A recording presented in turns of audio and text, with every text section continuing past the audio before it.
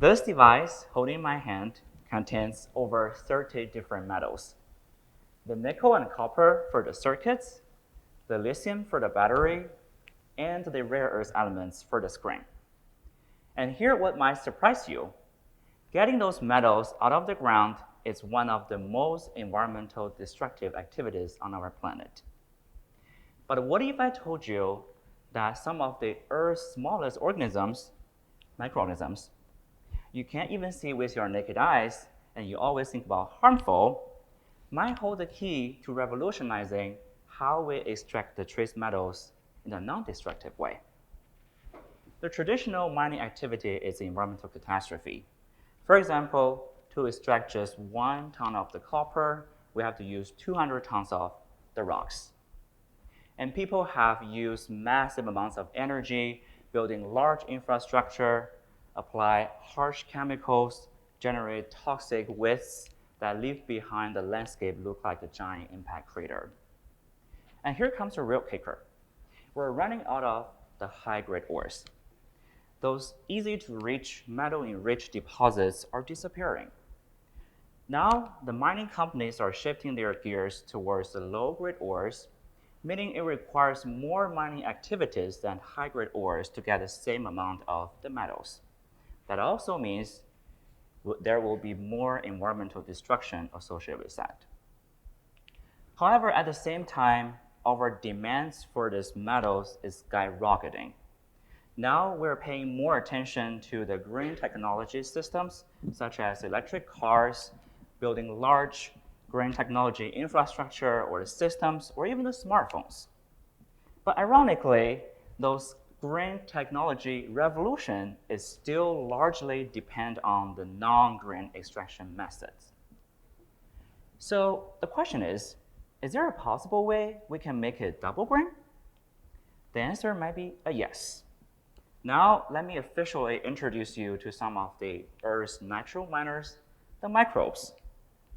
And for billions of years of Earth's history, those microbes have performed the chemistry that make this magic happen.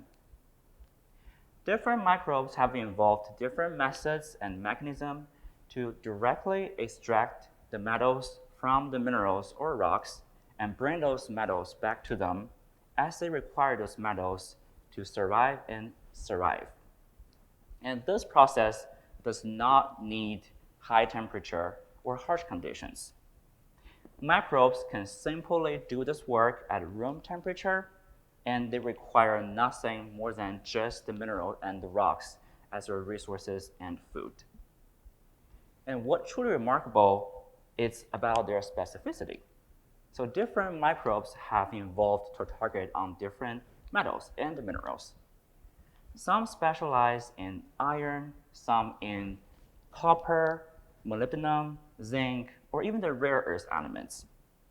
It's like having the entire toolbox of microbial specialists, each targeting on specific metals.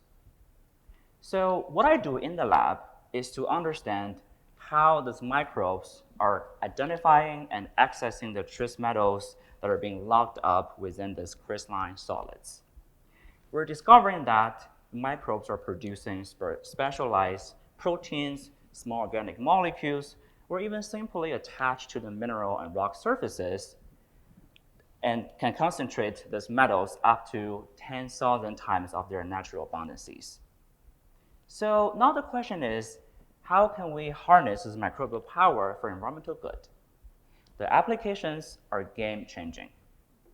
First of all, we can use the biomining to clean the contaminated sites. So the abandoned mine sites usually mixed up with the low-grade ores and the harsh chemicals from the previous mining activities. And the traditional mining cleanup method is very expensive and usually just put the problem somewhere else. But biomining can extract the valuable elements while cleaning up the contaminants, turning this mass into the economic opportunities.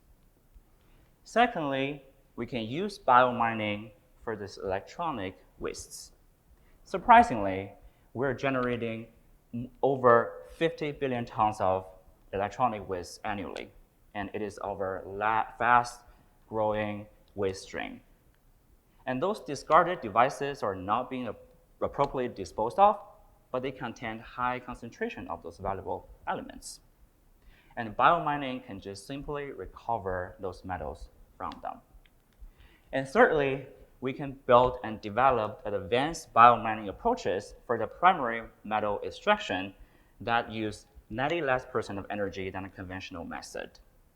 The environmental footprint will be dramatically smaller. And here's another beautiful part of this. This process is a self-sustaining process, meaning the microbes can maintain and reproduce themselves in the system, and we're basically farming them rather than just destroying the landscape to get the metals. So now we're standing on the crossroads. We can keep mining the way as we used to, or we can learn some lessons from these little tiny creatures.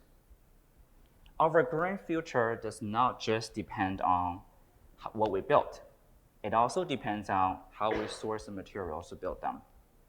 By partnering with those tiny little creatures, we can create a circular economy where the contamination becomes cleanup, the waste turns into resources, and destruction turns into restoration.